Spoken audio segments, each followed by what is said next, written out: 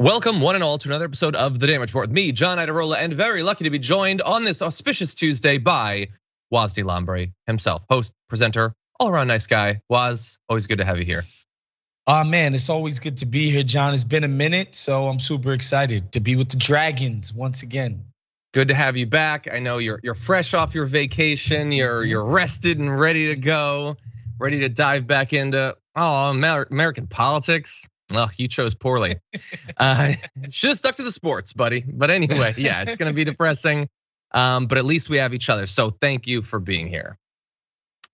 And for all of you in the audience, thank you as well. We've got a lot that we're gonna be talking about through the course of the next 90 minutes or so. In just a minute, we're gonna be diving into some CNN interviews of Trump rally supporters, our continuing quest to figure out what exactly they believe. Is there anything they won't believe? We're gonna be diving into the evidence and also a couple different strategies playing out and evolving on the right for the issue of Trump and what to do about him. One of them I find to be hilarious. So wait until we get to that. And then you got JD Vance being all around terrible. Hey, the return of child labor, how fun is that? And Joe Biden making a play for, hey, things might look bad now, but give me a couple weeks. We're gonna see what he thinks about that. And then in the aftermath, we got a climate apocalypse roundup and a whole bunch of other stuff. So that's gonna be fun. The pastor gets robbed live on a live stream, just awful. So we're gonna be diving into that too. Along the way though, if you wouldn't mind hitting the like button, sharing the stream, that'd be great. So people know we're live and the algorithm does whatever it's supposed to do. And if you wanna send us any comments, tweets, super chats, or anything, we can respond to those as we go. But with all that said, Woz, are you ready to start the show? Let's do it. Okay, let's do it. Let's jump directly into this. He didn't lose. Says who? He just didn't lose. Do you believe the election was stolen? Yes. Do you have faith in elections now? No. Do you believe the 2020 election was stolen? No, I don't believe the 2020 election was stolen. I believe that there are aspects of the 2020 election that were unfair. Well, and as we all know, life is supposed to be fair. Yeah, it's unfair to have to run for re-election after doing such an awful job and presiding over just absolute devastation in terms of the pandemic. That is unfair, I agree with them. But that is Donnie O'Sullivan of CNN doing his best to talk to as many Trump supporters as he can. To his credit, he tried to talk to Proud Boys, but they were not having it.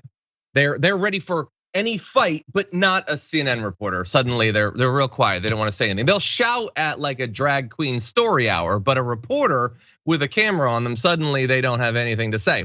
But anyway, that is what they believe. They all believe, or at least say that they believe, that Trump won the election. Donnie O'Sullivan reminded people that according to recent polling, 70% do say that. 70% believe that Biden didn't legitimately win the election. It's a year and a half out. And admittedly, you expect that in the immediate aftermath of an election where the candidate that you don't like didn't win, there can be some bad blood. Some people don't want to accept it. I have seen this from some Democrats, in the wake of George W. Bush winning, the second time around or that sort of thing. It does happen. But a year and a half out was for 70% to believe it, to hold it up as like a badge of purity, that you cannot accept all of the evidence, you can't accept the dozens of court cases. We are now a couple of months in the January 6 hearings, and they all agree on this one thing. And I guess it's never gonna change. There is no new fact that's gonna be presented that's gonna get them to finally accept that the election was held fairly and that Trump didn't just lose, but lost by a lot in the popular vote. Yeah, and what I don't understand is how they can't reconcile that the GOP and the Republicans sort of kicked butt up and down those exact same ballots all over the place, right? So we're supposed to believe that the Dems or whoever, I don't know, George Soros, I don't know who the wizard was supposed to steal it from Trump while allowing all kinds of Republicans to win down ballot during that same election. It doesn't make any sense whatsoever. And you'll hear the chats about, well, what about Hillary and Russiagate and blah, blah, blah. They try to delegitimize Trump's election back in 2016. But again, like Democrats didn't kick butt up and down the ballot in 2016. The Republicans gained seats, they gained ground, they showed strength, but somehow Donald Trump was weaseled out of his seat. It doesn't make any sense. It's a level of delusion that, that makes you feel like, look, all of these claims when people want to be snarky about Trump supporters, it is a cult. Like when people are in cults, they believe these fantastical things. Like, some guy's sperm has like the antidote in it. I think this is the Trumpy version of that, John. Yeah, I've met that guy. I don't believe him. I think he's at least exaggerating. Anyway, yeah, no, you're right. And look, I think you're doing what we feel like we have to do, which is to be fair, which is, okay, we're gonna try to come up with examples from our side. So you identified, there were people who were after 2016, all stuff about Russia. But again, Hillary Clinton, she acknowledged that he won the day after the election, and as far as I know, other than some of literally the craziest people on Twitter, nobody thought that the Mueller investigation or anything was gonna result in Hillary Clinton becoming president. And it was pretty specific. It was, here are some really highly suspicious things that we think should be looked into. Not inventing schemes involving Hugo Chavez and ballot drop mules and all this stuff. I know someone, so I referenced George W. Bush winning re-election. I know some people didn't like that. And people were like, well, we feel like Al Gore was really robbed. Again, I wasn't talking about the 2000 election, but even there, that was a specific, not like in the shadows thing. The Supreme Court deciding, no, we're just not going to allow a recount. So also, we can debate that specific thing. It was Florida. Exactly. It wasn't, and then Al Gore was calling, like he was calling Tallahassee, and he was like, if you could flip 10,000 votes, and there's over there, we found this thing, we got a documentary. Like, it's a specific thing that you have an issue with. Whereas on the other side, they have no idea why they believe it. You saw the interview with that woman. She has no clue why she believes that Trump won. She just knows that she needs to believe that it's true. Well, she listens to probably, I would guess, listens to a lot of right-wing radio, which to the viewers out there, like, you think Fox News is bad? They really let that freak flag fly on right-wing talk radio. So I would assume that she's being deluded by right-wing radio. I mean, I know we're on YouTube right now, so we don't want to denigrate the platform, but there's a lot of crazy stuff on YouTube out there, that's John. So she might be on YouTube as well. Like, they're being constantly fed this stuff, right? Like, you think about like Russiagate. Those Rachel Maddow soccer moms who were like really plugged into Russiagate with Rachel Maddow, they would probably tune into Rachel Maddow an hour a day, and then they would keep it pushing with PTA meetings and all that other stuff. On the right wing, like, it's been documented that they run the gamut. They do Fox News, they do hate radio in the car, they're doing the YouTube. They don't stop. They're on the freaking websites and email threads and all of that, message boards, like, they're doing it nonstop. And so when you become that deep into the weeds, John, you can believe anything. Exactly, yeah, and if you want to believe some crazy stuff, there are paths to radicalization open to you. Feel free. But anyway, the stuff that we were shown before, I mean, that's certainly crazy. Like, it's not the worst stuff that Donnie O'Sullivan got, though. Let's jump into this second video. You watched the January 6th hearings? I have. What do you think? I think they're a bunch of bull. Why?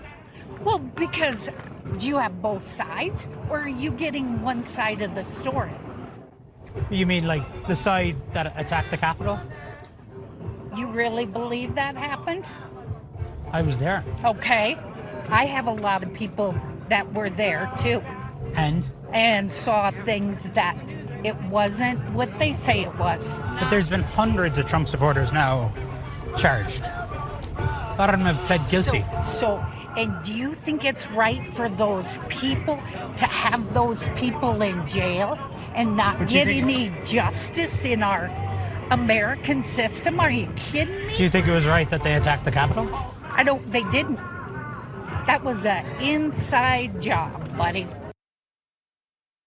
Again, it's like, it's an inside job of hundreds and hundreds of actors who are so committed to their role that some of them are spending time in prison now. And all of it was invented and all of it was fake. And they did a great job because for many of these people, they really don't want to be in prison. They have a history of posting about Trump and everything. There were right-wing influencers in the crowd live streaming it as it happened. I mean, it was a really effective inside job at that point. But no, there's no evidence they'll get through. She said, "Do you believe that happened?" And he fairly indisputably said, "I was there. I saw it with my own eyes." And she's like, "Oh, you think that's evidence?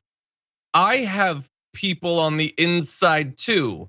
You listen to a YouTuber or you listen to a crazy AM radio guy or something. You have no idea what you're talking about. She just won't accept it. Why? Because it looks bad. If it had worked, by the way, if they had successfully, I don't know, like ripped Mike Pence into 7 different parts and Trump was now like ruling on high on a throne made of Pence bones, then she would be like, January 6th was the best thing ever. It was only that it failed that resulted in some of them being unwilling to accept it. And the fact that Trump was saying that he loved them and all that, the fact that they listened to Trump, which is a weird thing for Antifa super soldiers to do. Why did they leave when Trump told them to leave if it was an inside job? Why? Doesn't that make him look at least a little bit better compared to the alternative? But again, we're trying to reason with people that have no interest fundamentally in reason. They're not here for reason, they're not here for logic. They're not here to understand things. They're here to feel good. And saying this stuff feels good. And admittedly, Daniel Sullivan is talking to people at a Trump rally. So let's bear in mind, this is not a random sampling. Yeah. Exactly, Woz. These are people who they're the extreme of the extreme.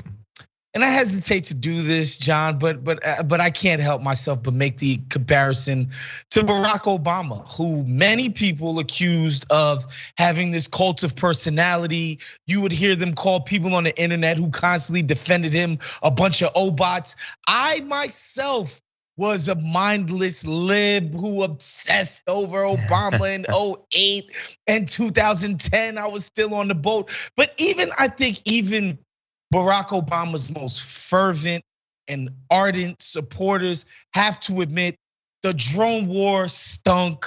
The amount of giveaways to Wall Street and the Geithners and the Larry Summers and those people being the only people that got anything tangible out of that damn administration. Tens of millions of Americans losing their wealth in the housing crisis with no freaking, never being made whole. All of those Main Street people that got screwed. Even the biggest Obots can get off of that ship and say, you know what, man? That whole thing was kind of a waste of time. This whole hope and change and this, he kind of screwed the pooch with that one. It was a missed opportunity. Even those people can admit, right? Like the Obama, the drone, like all of this stuff was kind of like whack. Yeah. These Trump people they just refuse to get off the boat. It's ridiculous. Yeah. No, I have no interest in sort of trying to create like a revised history where I have like some sort of purity. If that was the thing, my brand that I was trying to present, I would have done a lot of stuff differently over the years. No, I was super excited by Obama in 2008. Before 2000, in 2004, when he gave that speech at the DNC, I was like, oh damn, a politician who's not terrible. And honestly, I still like him better than people like Hillary and Biden. I still, he largely accomplished as little as they did, but I like him better than Buttigieg and stuff. In terms of his persona and all that.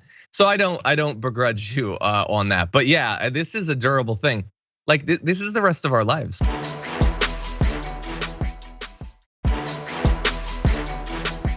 We're gonna be talking about Trump's inevitable demise in a few minutes. It'll go on after that. We'll get to that in a few. But first, I want to jump into where this thing might be going because they're excited about Trump and they're going to be even more excited if he gets back into office. But if he gets back into office, what's going to happen? Well, let's jump into this video. We'll talk about it. It gets my deplorable blood going on a Monday morning to hear Jonathan Swan talk about a purge of the administrative state. Now, of course, he means that to be an expose and to be a hit on our movement. We take it exactly the opposite and wear it as a badge of honor.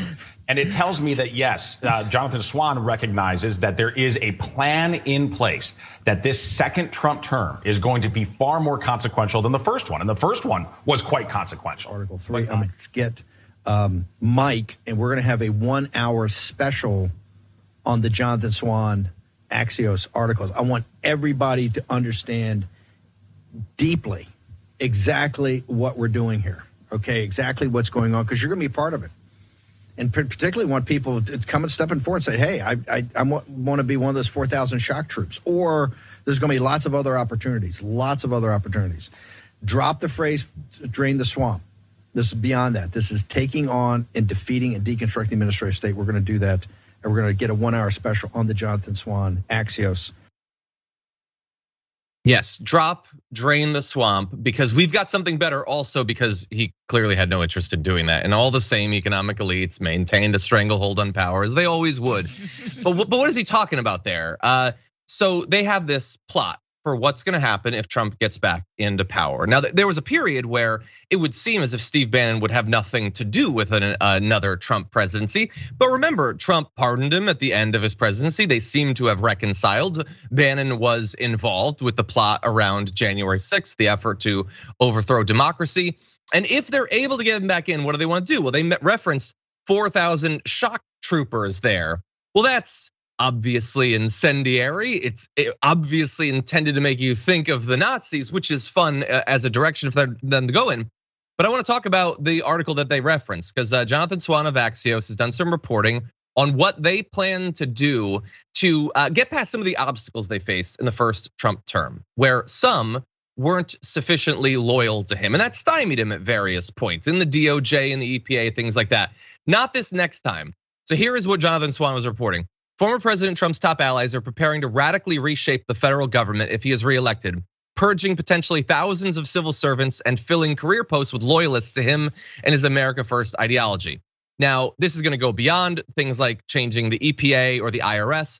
Trump allies are working on plans that would potentially strip layers at the Justice Department, including the FBI, National Security Intelligence, the State Department, and the Pentagon. This is not Jonathan Swan's opinion, by the way. These are people who are involved in the planning for this. They're already getting ready for Trump to be sworn in so they can do it. They intend to stack thousands of mid-level staff jobs. Well-funded groups are already developing lists of candidates, selected often for their animus against the system, in line with Trump's long-running obsession with draining the swamp. They're not being picked because of their expertise or their policy knowledge. It's that they believe that Trump is God and you do what he says. And they are going to be filling not just that normal top 10% of the bureaucracy that every president changes. That's a historic fact that they always do that. They're going to go way deeper than that to get these bureaucratic organizations to go along with what Trump wants, but also, let's be clear, to stop them from functioning. They have no interest in virtually any of these. They don't want the IRS functioning and investigating whether people have committed tax fraud. They're not interested in that. They don't want the EPA to be able to conduct investigations. They don't want the DOJ providing oversight.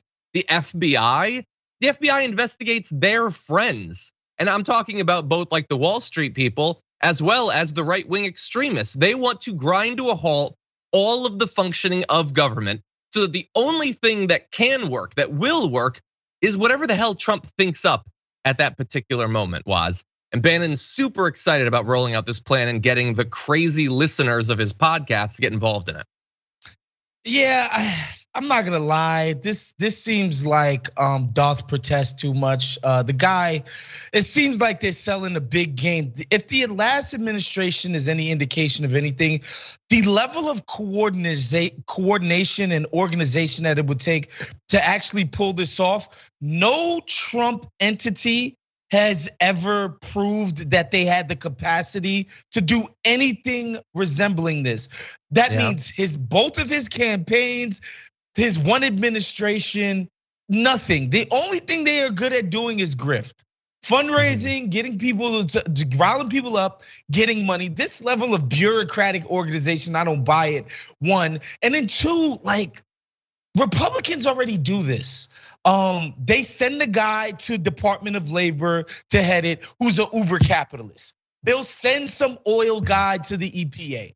They will send like the Consumer Protection Financial Bureau that Elizabeth Warren basically invented. I know somebody who actually worked there when Trump got elected. The dude came in and told everybody who was working, basically put your pens and papers down. We're not doing anything here anymore. They already do this. This is just Republicanism, but they're, this idea of 4,000 shock troops and we're gonna do, it's nonsense, man. They don't, because they don't need to. That's what I'm saying. If they want to functionally make the EPA a non-entity, they just, strip it of its funding, put people in charge who don't know what they're doing, and basically handicap these loyal civil servants, from the top. They don't got to do all of this conspiratorial, we're gonna take over America. It's nonsense, man. Okay. We'll see. We're gonna check back in a few years after Trump beats Biden or you got to get past DeSantis first, John. That's true. That's true. Oh, if only DeSantis will save us. No, but look, if this plan was going to be put into effect, look, we may disagree about how likely it is that Trump could do it, but I bet DeSantis has a better chance of doing it than Trump has. Yes, I agree. So, fun times are coming.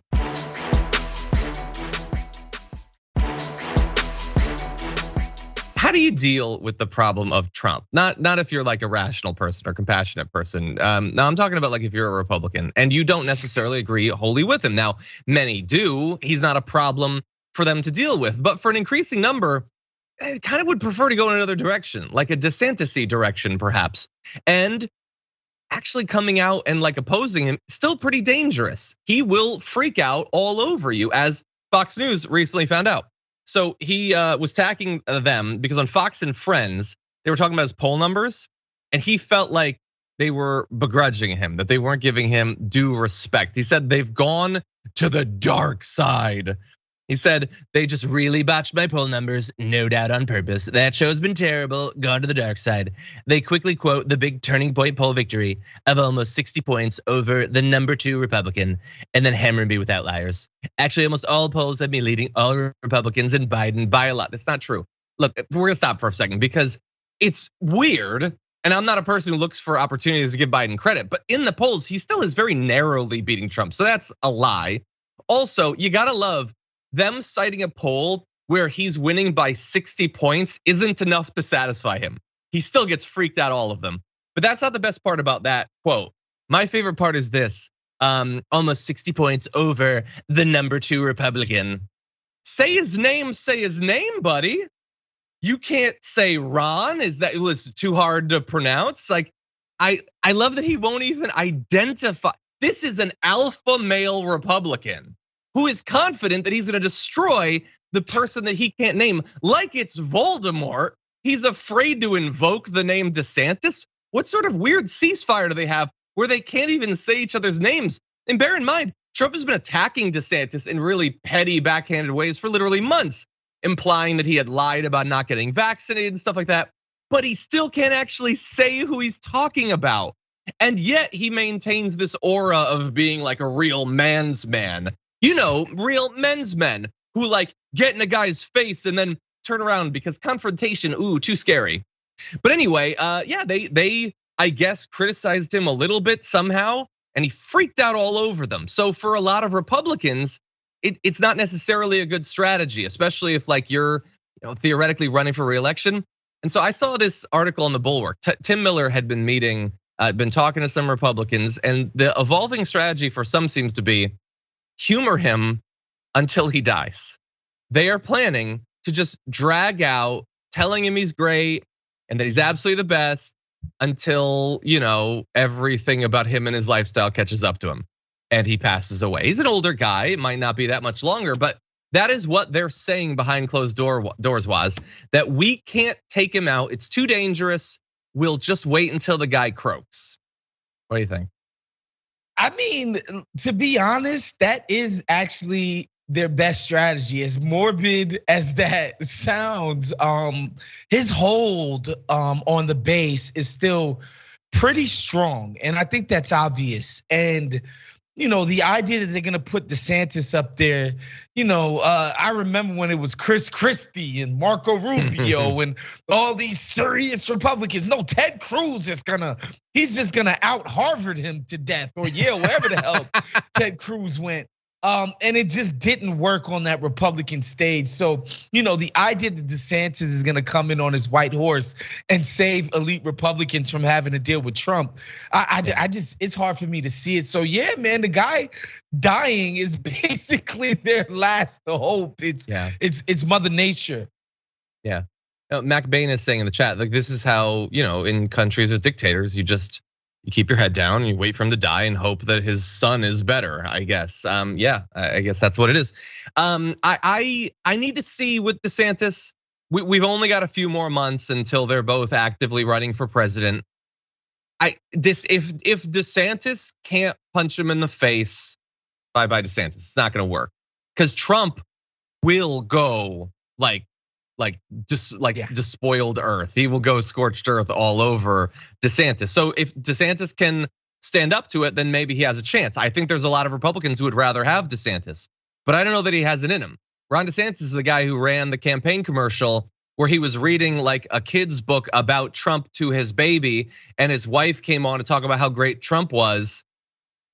He's got big cuck energy when it comes to Trump. So I don't know that he can stand up to him, but if he can, then maybe he's got a chance. But it's so weird. Like this ties back to what we were talking about with Obama. There's never been, I don't think, a situation in our life like this with the Democrats. The idea that like, okay, I'm gonna run for president, but I can't say anything about Al Gore or even Obama. I mean, maybe you have to be a little bit careful with Obama, but I don't feel like people are like absolutely obsessed with him years after his successful 2 terms than people are with Trump after just the 1. It's weird. Well, Democrats rarely display the level of mean-spiritedness or cutthroatness that Trump displays, except for when they're going after the left, but whatever, that's neither here nor there. They rarely display this level of ruthlessness that Trump has shown anybody who went against him. So I can understand why it just never happened. But yeah, Trump has been so expert at just, look, man, he called Ted Cruz's wife ugly to his face, said his father did Kennedy, and Ted Cruz phone banked for him publicly. So pathetic. Yeah, that's what he does. Yeah. Use that as your strategy, DeSantis. Be the next Ted Cruz. That'll work well for you. Anyway, with that said, we gotta get to our first break. We come back. JD Vance has got some marriage advice that I think we've got a few problems with. We'll break it down after this.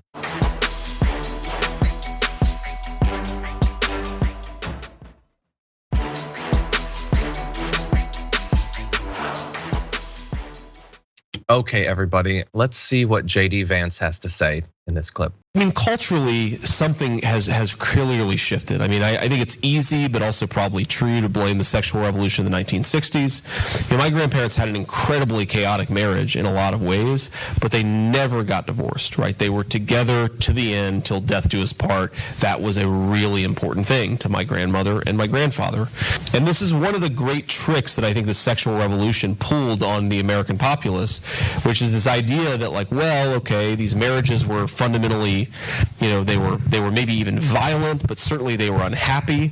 And so getting rid of them and making it easier for people to shift spouses like they change their underwear, that's gonna make people happier in the long term.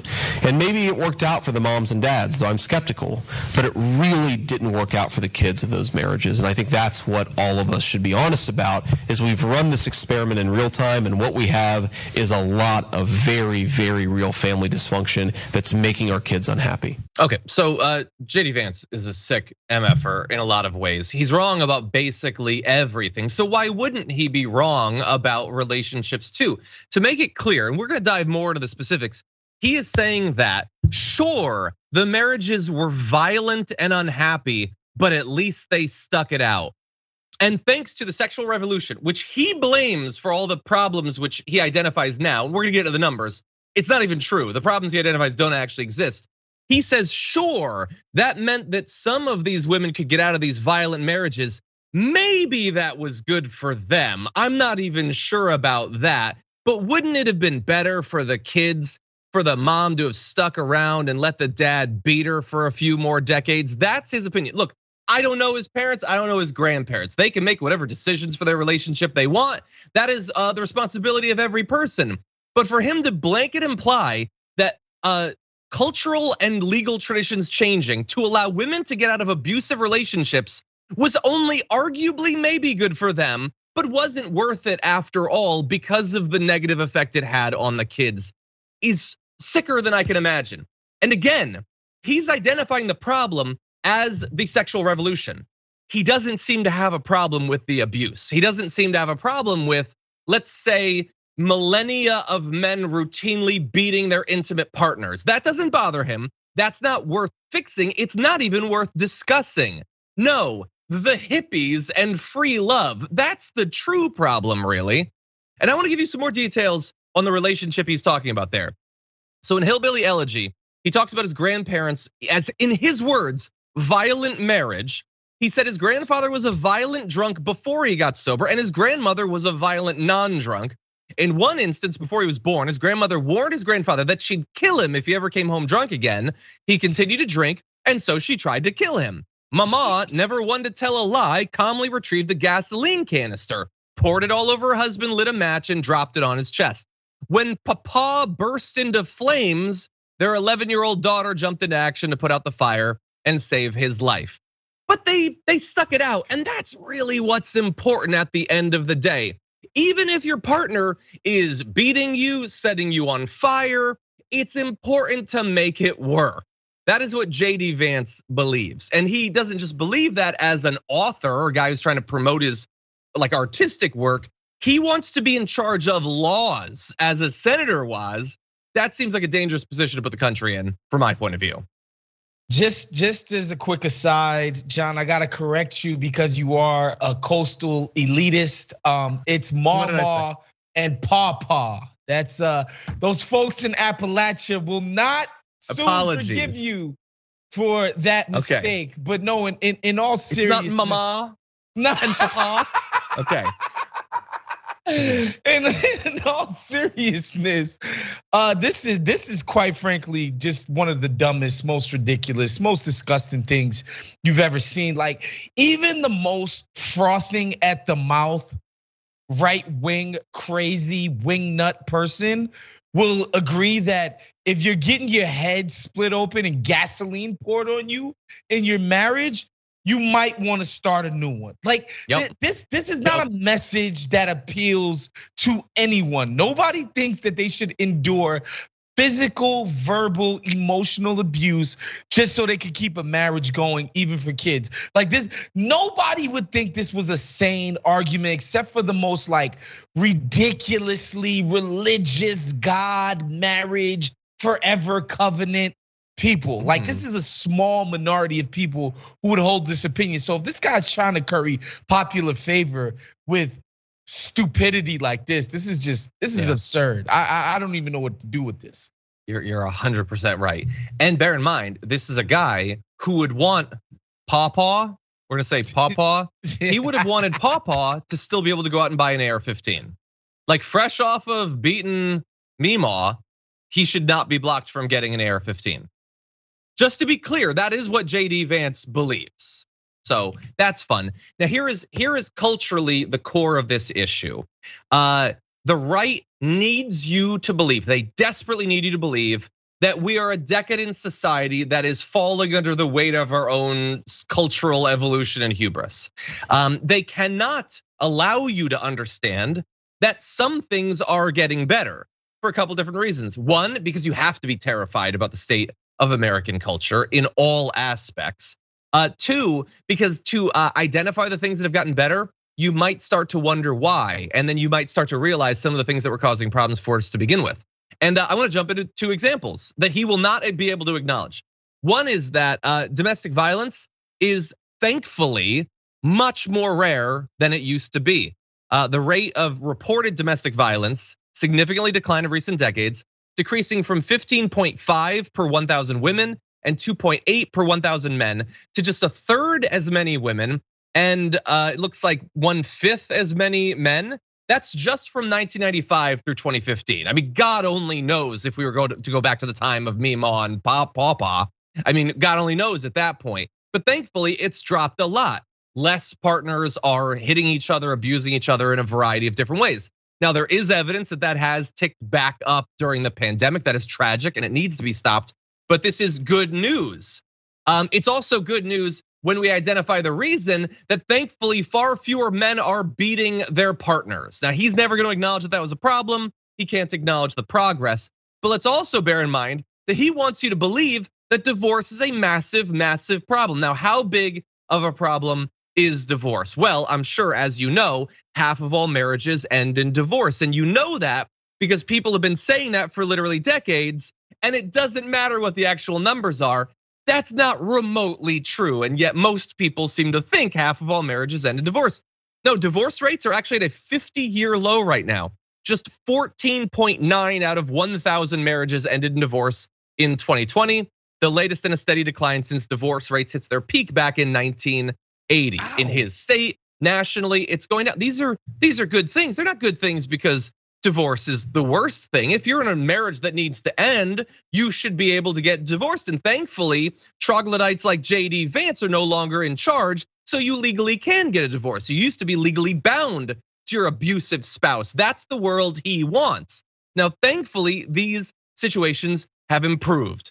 And let's keep it that way by keeping people like JD Vance out of power. That would be my suggestion. Well, John, the kids won't have a front row seat to a 2x4 to their mother's head. Like, obviously, this is, hindering their development, John. It's ridiculous. This idea that kids aren't affected by the abuse of their parents is crazy, or that these abusive people don't abuse the kids too. So it's like you get the PTSD from watching your parent be constantly abused, and then you yourself are on the receiving end of that type of violence. This is the type of thing that back in the days would just straight up disqualify a guy from even thinking about trying to run for public office. But in we've devolved so much in our politics and what our expectations are for the people who are ostensibly running our lives that this won't even get him out of the race.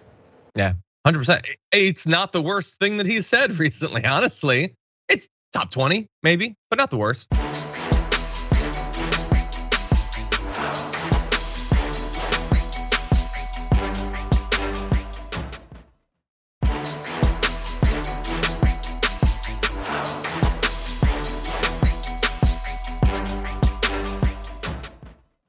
During that social break, I just reminded myself that there's a non-zero chance that Michelle Obama could try to challenge if Joe Biden doesn't go for re-election. Oh man, it's gonna be exciting. You think he's gonna run? You think he can't run, right? He's at like 26%. He can't run again, right? I don't know. Like, they couldn't get Ruth Bader Ginsburg to step aside, right? Like, it's just not something that they do. True. You know what I mean? But why would he want to? Like, what? All right, you got moving is tough. He's old. He doesn't want to move. Like, he got to say, like, all right, I've become president or whatever. Like, the dude is clearly declining. He's declined. He's like, you know how the recliner, like the beach chair, can go like this or it can go flat. Like, he's flat. He can't go down anymore. I don't know. It'd be nice if somebody else ran. I have a few ideas. Or we'll figure it out. Billionaire Michelle Obama. I don't know that I'd be too excited about it, but whatever. I'd take her over some of them. I don't know. Yeah. Anyway. Okay, everybody. Let's see what's going on with. Oh no. Sometimes I forget about the things we're gonna talk about. Okay, let's talk about it. You remember child labor in America, that evil that we stamped out?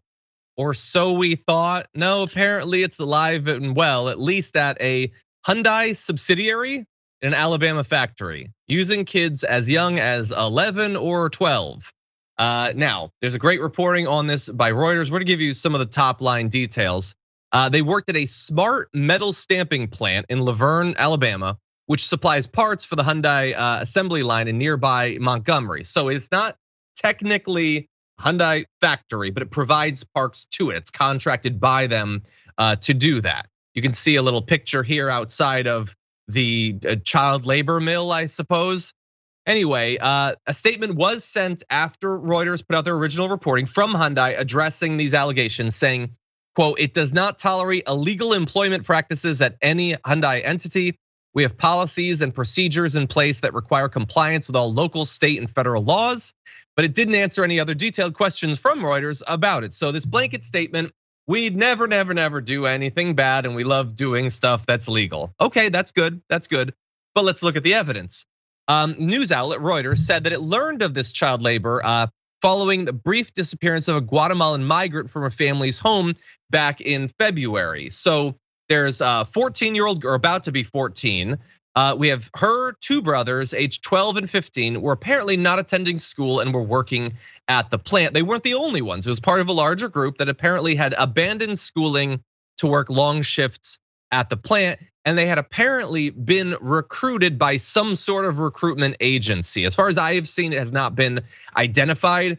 I feel like that's a big part of this story that they should track down, because one would hope that if you're doing effectively headhunting for this, you'd be looking at stuff like age, especially for 12 and 13-year-olds. They can't look 25, so definitely want to see them look into this. But according to a former employee, there are around 50 underage workers at this facility. Woz, what do you think? I mean, look, John, these kids need to get up off their iPads, get off the couch and get to work. These kids are getting soft. John, I'm sick of it, man. These people and their screen time, we gotta get them off of their butts. They gotta be more active. No, I'm just kidding. This is terrible, honestly. And I think it speaks to the problems of our current economy. Just the idea that a parent would be like, not only am I gonna send my kid to work, maybe you get a job in the summer at a lemonade stand or something. No, I'm gonna send them to a factory. Like that is such a grown-up job, man. It's not even one of those things where, you want to teach the kid responsibility, get up every day, be on time, be somebody who folks can count on, etc. Like this just seems like an extreme version of that, and that you would have just allowed this as a company is just ridiculous. And you know why they doing it, because they could pay them a lot less than they would an adult who probably needs a job way more. 100%. Yeah, and look, I don't know why the kids signed up. Maybe they're just trying to help out their parents. It's really difficult times. I would say let's work towards a society where 12 to 14-year-olds don't feel like they have to drop out of school to help their family make ends meet. I don't know that that's why they're doing it, but I feel like it seems like they're trying to be responsible, and a lot of it is going to come down to conditions, everything. Like, by the way, I started working at like probably 14. I wasn't working in a factory producing car parts, to be fair. I was bussing tables at an Italian restaurant and doing catering at a university and stuff like that. So I get that you want to have a little bit of money and there should be opportunities. 11, 12 seems kind of young, and I think the context of it being a factory is important. So we do need more details, and we can't say that this is necessarily part of some big trend or anything, but we know economically we went into the pandemic in a bad state. We came out of it in a far worse state. I think we need to be very careful about what we allow to become the new normal, and I don't think it should be child labor. Let's just be clear about that.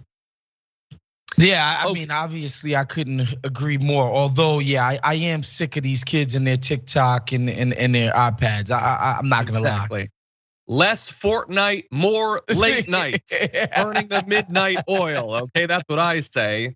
Less World of Warcraft and more a world of kids getting under cars and pulling out transmissions. You're gonna need a new tranny. You need a new carburetor, John. I know, they do fit under the car much better. You don't need lifts when it's a 9-year-old. Anyway, God, okay. Yeah, I don't think kids play World of Warcraft anymore, I have to imagine. Yeah, probably not Fortnite either. I'm old. Anyway, what do they play? Fall Guys? No, that's like a year or two. Do they play, what games do they play? Am I allowed to play the games that they play? Probably not. Anyway, with that said, I'm gonna read just a couple comments and we're jumping to our last story. Let's see. Agent Kaleson says, do you think Bilbo Dragons be a good dragon name? I don't mind it. I don't mind it. Feel good. Minecraft and Roblox. Well, Minecraft is like 30 years old. They're still playing that. Anyway, let's see. Kruger Like Freddy's been here for 11 months on Twitch. Says, thank you for keeping me sane since 2015. TYT has given me a new outlook on politics. I am progressive because of Yins. Love my TYT family. Thank you so much. Late Bloomer's been here for 25 months. Says, love Waz and John together. Also love that I get to watch live for my 25-month subiversary. We're very glad to have you here. Anyway, okay, let's jump into another little ironic, fun story with this. Representative Glenn Thompson had a fun weekend. He actually attended his son's wedding. Now, his son is gay. They had a wedding and he attended, which was great. It was also ironic, though, because Glenn Thomas was one of 157 Republicans who voted against the Respect for Marriage Act last week. So during the week, he votes against same-sex marriage codification. Then the weekend he goes and attends one. I guess get you a bigot who can do both with Representative Glenn Thompson. Anyway, one of his spokespeople put out a statement because a lot of people have had an issue with this. Said Congressman and Mrs. Thompson were thrilled to attend and celebrate their son's marriage on Friday night as he began this new chapter in his life. The Thompsons are very happy to welcome their new son-in-law into their family. Yes, they are thrilled that their son was able to do something that they would love to ban millions of other people from doing if they can just get enough power to do it, Waz. Seems weird. I think there's so many confusing things about Republican policies, but like just the idea that you gotta pay lip service to being against gay people getting married, like we haven't had this for over a decade or however long it's been. And guess what? The world hasn't fallen apart. Everybody's fine. We haven't turned this into Sodom and Gomorrah, although that would probably be pretty fun. I don't understand why they still have to do this. Like this is embarrassing. This is stupid. I get it. Right-wing politics are pretty stupid just at the base level, but this just seems so ridiculous that you couldn't come out and say, yo, my freaking son is gay. I'm not voting against this. Yep, exactly. This thing I don't understand that I on an individual level say is fine, and that like there's no argument to be made that it has societally caused problems. As I said earlier in the week, even if it did cause those problems, it's a right. They should be allowed to do it. But it also isn't true. It doesn't cause problems. So what is your reason to be against it? He's a Republican. I don't know, it's bigotry. His fans expect him to be a bigot. Although, let's point out, as we have, 47 Republicans did vote to codify it. So like what was when you say, I don't know why you have to do this, that's even more reason why you probably didn't have to do this. You could have joined the nearly 50 Republicans that have supported it. And by the way, he's a Pennsylvania Republican. Recent Pew polling on acceptance of same-sex marriage in Pennsylvania, 54% support, 37% oppose, and 9% still don't know years into legal same-sex marriage. Like seriously, could you come to a decision at some point on a pretty clear core thing? Anyway, so many in his party are moving towards it. His own son is gay, and majority support in his state for it. So get with the times. Like I feel like you can catch up at this point. Yeah, I just don't understand it. And again, like the Democrats, they just don't do this. Like when a Republican puts forward a bill that gives billions of dollars to Raytheon, they get right in there. They're just like, yes, let's do it. I don't care if it's the Republicans proposing it. I love this. I don't know why the GOP feels the need to do this. I'm just anti everything. It's silly.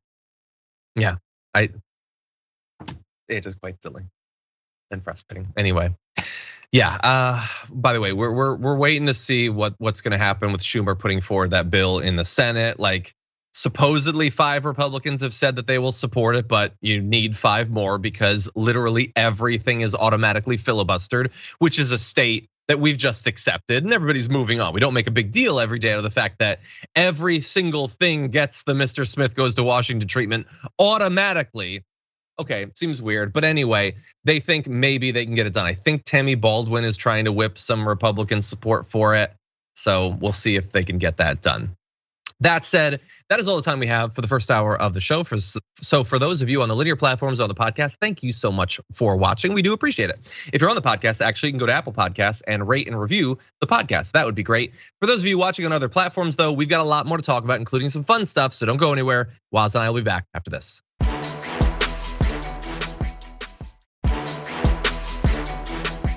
Non-Human Humanist says, one of my female ancestors in the 1900s also took the till death do us part seriously. She allegedly poisoned her husband. Divorce sounds better. Yeah, that's preferable, I think.